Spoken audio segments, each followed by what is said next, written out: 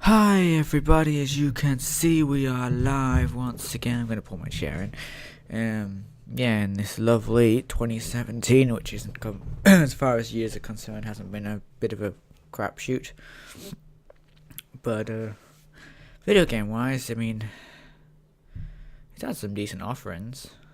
Though my personal favourites are still Horizon Zero Dawn and Resident Evil 7, because I haven't felt that there's enough reason to get a Switch, and Mass Effect Andromeda was kind of not the game it could have been.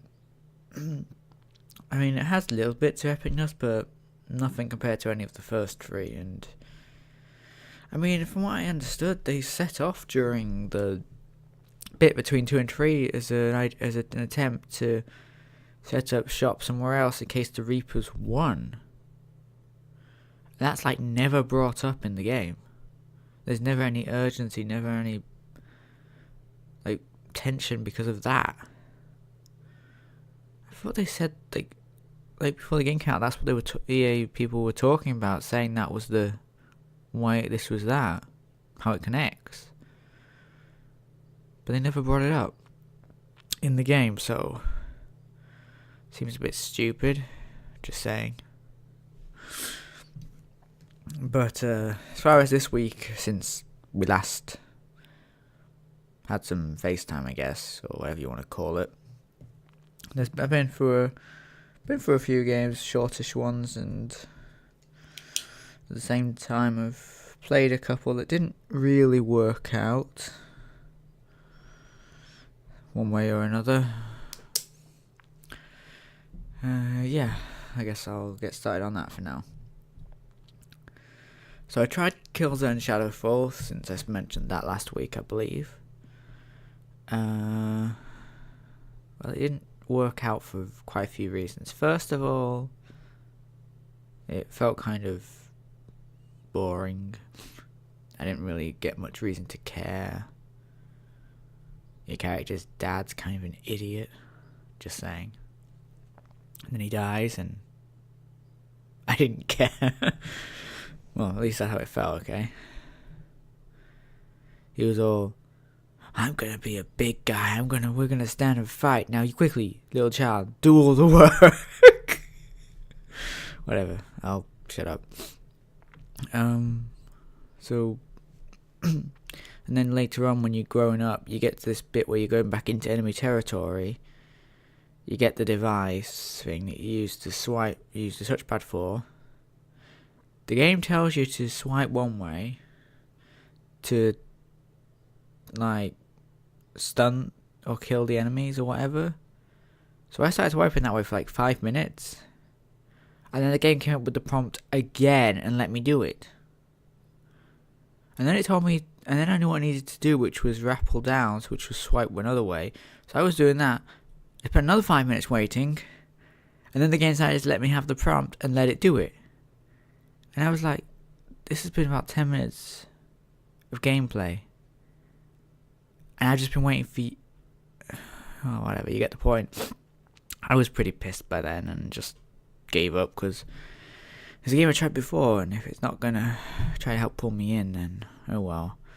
I like Horizon Zero Dawn, and Guerrilla Games has done brilliantly with that, but I'll admit before it came out, I was concerned because I hadn't liked the previous offerings. But Horizon Zero Dawn was brilliant, so hopefully they'll keep making awesome games that I enjoy. But I won't hold my breath, because it's going to be a while probably since they can make anything next anyway. Then I tried the Order 1886. And I'll admit, sometimes it can be cool when a game throws you at the, what the hell is going on middle bit, or towards the end, and then you go back and you're like, let's find out how this happens. But for me, it was just, all these characters are boring and I know they're going to turn on me. Or not know why or whatever, but it just kept making me hate everything they said, and they weren't that interesting anyway. And then the lady calls you an old guy, and she doesn't look much younger than you. Meanwhile, your other ally just off trying to seduce women, and it's like, you people suck. Whatever, I didn't really find it enjoyable, so I gave up on that, since games are made to enjoy, and I wasn't enjoying myself. Enjoy, test yourself, whatever you play for, right? So I managed, finally the 5th episode of Telltale's Walking Dead Season 3 came out, and I very quickly, I guess you could say, got through that. So it's very short, especially compared to its predecessors, but for what it is, it's I would say a good story. Don't focus on the whole Telltale's this game is about the choices you make, because for the most part, I guess beyond the end bit where it says what you did, how you interact with each character, a lot of Telltale games, the choices don't matter in the biggest deal because they're much towards sequels. So the beginning and the end are set, and just what happens in the middle and how it gets to it can sort of be your choice, which is fine. But don't think just because you saved that person from getting executed, they get to live to the end and not get knocked off of a bridge by some zombies. Just saying. Which again, I didn't find the biggest deal. I knew he was probably going to die somehow anyway. Sucked because I liked him, but oh well. But yeah, that game didn't last very long, so I found a game I'd looked at a long time ago, and it was more full price, but it was going cheap on the PlayStation Store, so I'm going to try and say this name.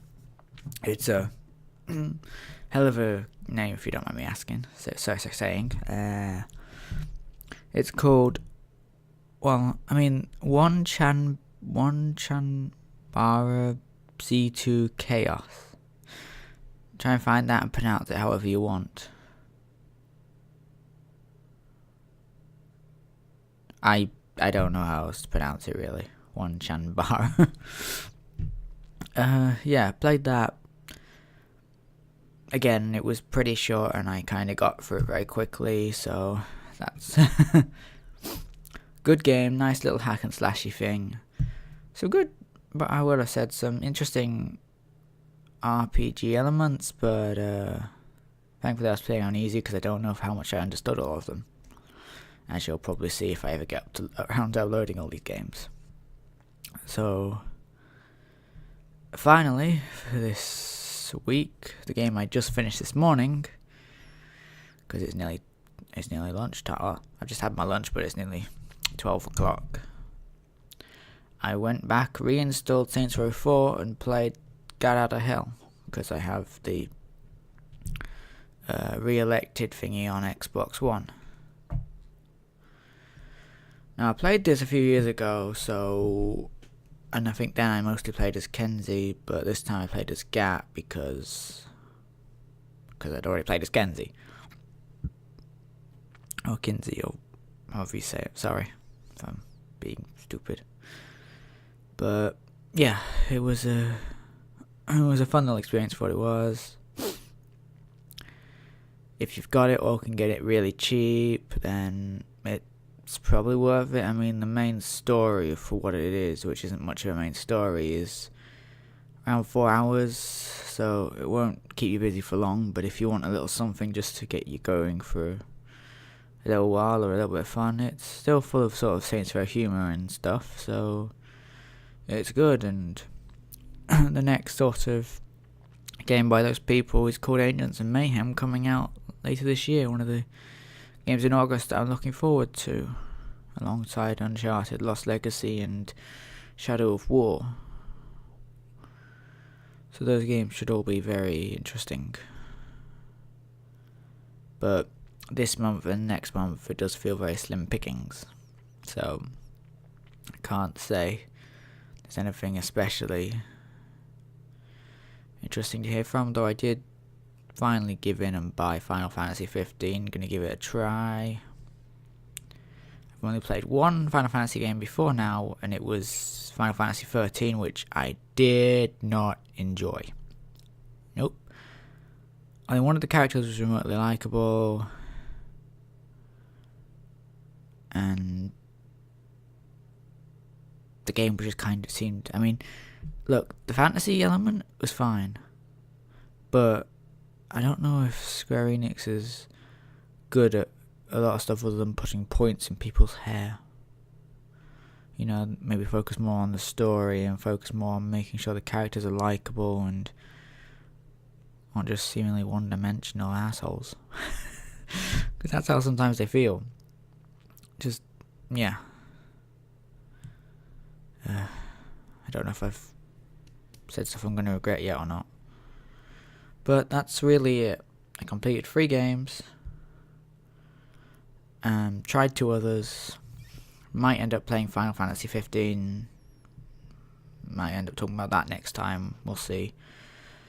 Beyond that, there's not too much else to say, I think, because, as I said, until August, unless E3 announces some before then there's not much to be excited about right now, in my opinion.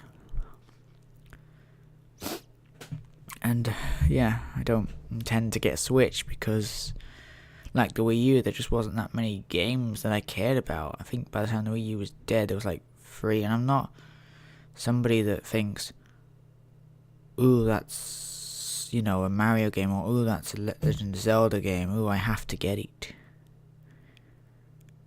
You know, if it's a fun game, an enjoyable thing, and Nintendo isn't being an asshole on YouTube, which they kind of are, which again is another reason it doesn't sell the whole thing, but it's just another reason not to get a Switch or a Wii U. Or I had a Wii ages ago, but I got rid of it when a lot of good zombie games were coming to other consoles. I mean, the only thing I played on that was House of the Dead Overkill, Resident Evil 4, and Dead Rising Shop Till You Drop. It's the only reason I know the ending of the original Dead Rising game, because I couldn't complete it on the Xbox. 3 games. That's what I remember playing that game for, that console for. I mean, Wii Sports was alright, but I don't know. I mean, the fact that it does seem kind of stupid that the Switch has games like, I dropped my pen, 1-2 Switch, but they don't come with the console and you have to buy them separately. It's just, I mean, I can understand Nintendo following other consoles, but if it's only going to follow the bad points and not keep with any of the good points, then it's kind of detrimental to itself. And I'm gonna start rambling about Nintendo again, aren't I? They aren't on my good side, I'll admit. I don't want to be a Nintendo hater, I just don't think they're doing themselves any favours. And I might be wrong, but I do expect after all the people that originally wanted Nintendo Switches have already got one, that sales will drop quite harsh. Because there's not that many games, and there's not that many big, as they say, console movers or whatever games. Currently there's just the one Legend of Zelda, from what I understand. That's it. And to be honest, it just seems like an open world Ubisoft game to me. And I haven't finished or played that much of Ghost Recon Wildlands because there's not much interest to it.